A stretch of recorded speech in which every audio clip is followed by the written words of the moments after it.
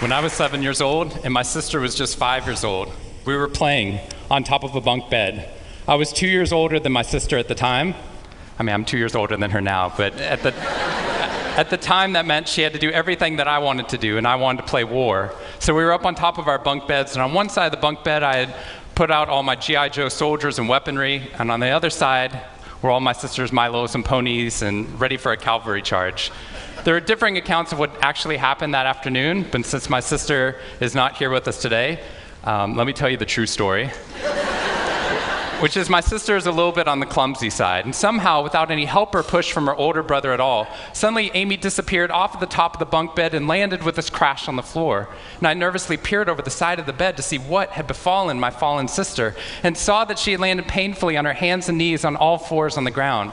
I was nervous because my parents had charged me with making sure that my sister and I played as safely and as quietly as possible. And seeing as how I had accidentally broken Amy's arm just 1 week before,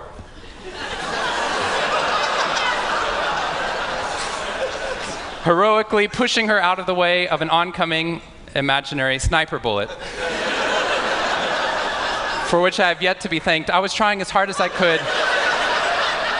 She didn't even see it coming. I was trying as hard as I could to be on my best behavior, and I saw on my sister's face this wail of pain and suffering and surprise, threatening to erupt from her mouth and threatening to wake my parents from the long winter's nap for which they had settled. So I did the only thing my little frantic 7-year-old brain could think to do to avert this tragedy. If you have children, you've seen this hundreds of times before. I said, Amy, wait, don't cry, don't cry. Did you see how you landed? No human lands on all fours like that. Amy, I think this means you're a unicorn. Now that was cheating, because there's nothing in the world my sister would want more than not to be Amy the hurt 5-year-old little sister, but Amy the special unicorn. Of course, this was an option that was open to her brain at no point in the past, and you could see on my poor, manipulated sister's face conflict, as her little brain attempted to devote resources to feeling the pain and suffering surprise she just experienced, or contemplating her newfound identity as a unicorn. And the latter won out. Instead of crying, instead of ceasing our play, instead of waking my parents with all the negative consequences that would have ensued for me, instead, a smile spread across her face, and she scrambled right back up onto the bunk bed with all the grace of a baby unicorn. With one broken leg. What we stumbled across at this tender age of just 5 and 7, we had no idea at the time, was something that was going to be at the vanguard of a scientific revolution occurring 2 decades later in the way that we look at the human brain. What we had stumbled across is something called positive psychology, which is the reason that I'm here today and the reason that I wake up every morning. When I first started talking about this research outside of academia, out with companies and schools, the very first thing they said to never do is to start your talk with a graph. The very first thing I wanted to do is start my talk with a graph. This graph looks boring, but this graph is the reason that I get excited and wake up every morning. And this graph doesn't even mean anything. It's fake data. What we found is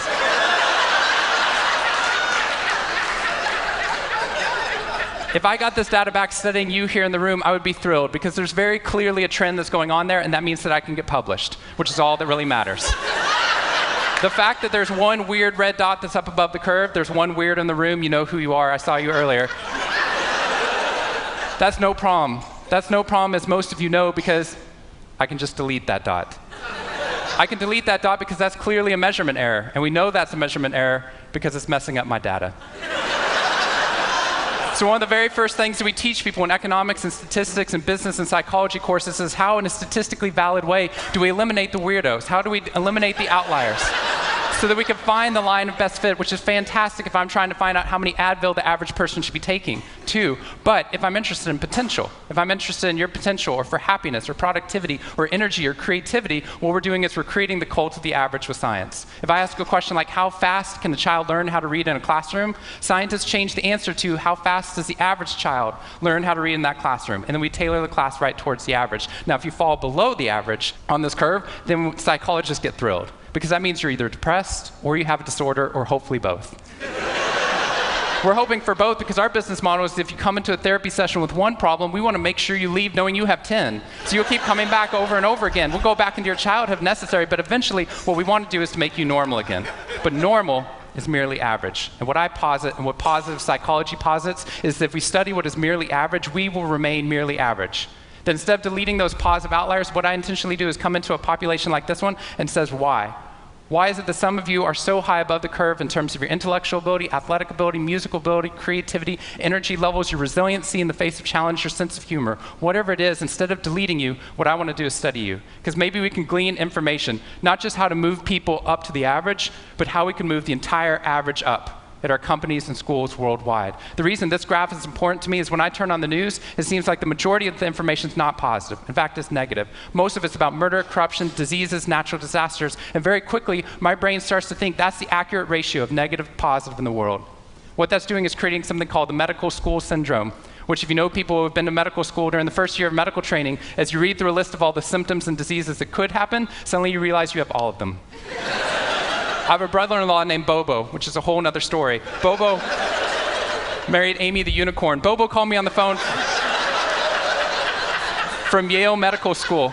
And Bobo said, "Shawn, I have leprosy." Which even at Yale is extraordinarily rare.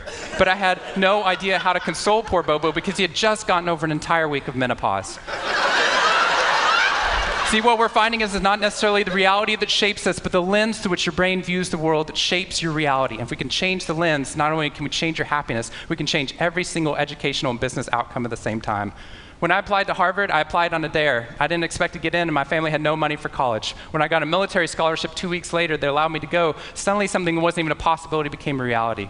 When I went there, I assumed everyone else would see it as a privilege as well, that they'd be excited to be there. Even if you're in a classroom full of people smarter than you, you'd be happy just to be in that classroom, which is what I felt. But what I found there is while some people experienced that, when I graduated after my 4 years and then spent the next 8 years living in the dorms with the students, Harvard asked me to, wasn't that guy. But what happened,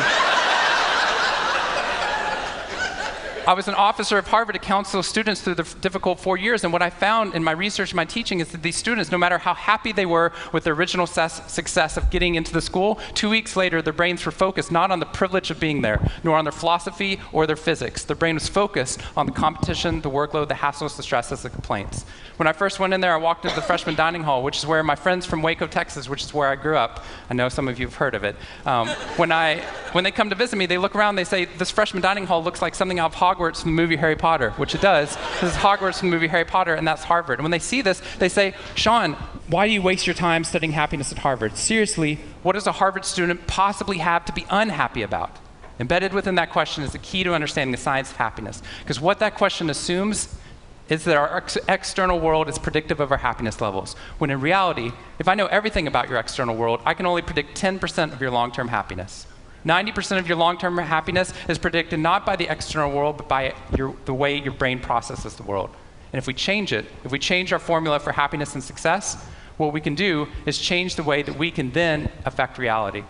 What we found is that only 25% of job successes are predicted by IQ. 75% of job successes are predicted by your optimism levels, your social support, and your ability to see stress as a challenge instead of as a threat.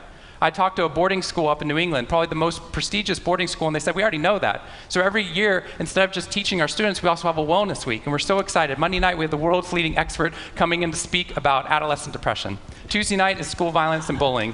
Wednesday night's eating disorders. Thursday night is illicit drug use. And Friday night, we're trying to decide between risky sex or happiness. I said, that's most people's Friday nights.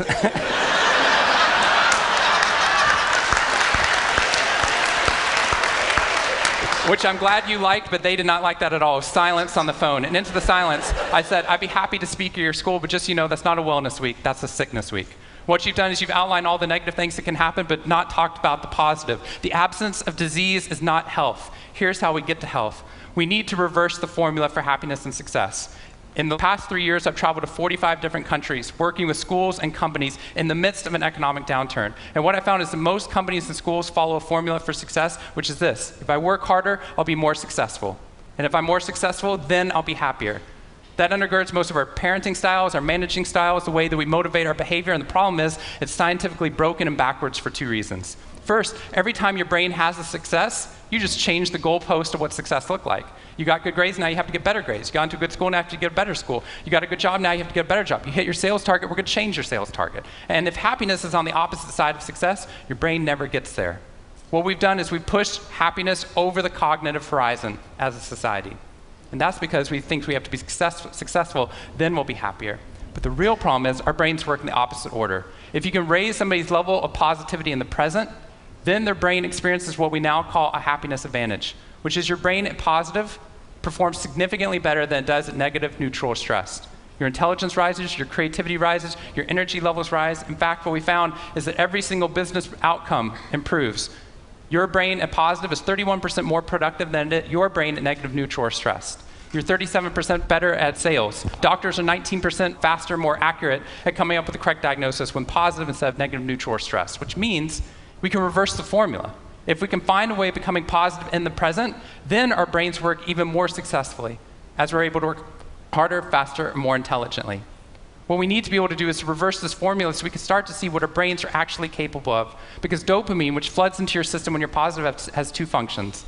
Not only does it make you happier, it turns on all the learning centers in your brain, allowing you to adapt to the world in a different way. We found that there are ways that you can train your brain to be able to become more positive. In just a 2-minute span of time, done for 21 days in a row, we can actually rewire your brain, allowing your brain to actually work more optimistically and more successfully. We've done these things in research now in every single company that I've worked with, getting them to write down 3 new things that they're grateful for 21 days in a row, 3 new things each day. And at the end of that, their brain starts to retain a pattern of scanning the world not for the negative, but for the positive first. Journaling about one positive experience you've had over the past 24 hours allows your brain to relive it. Exercise teaches your brain that your behavior matters. We find that meditation allows your brain to get over the cultural ADHD that we've been creating by trying to do multiple tasks at once, and allows our brains to focus on the task at hand.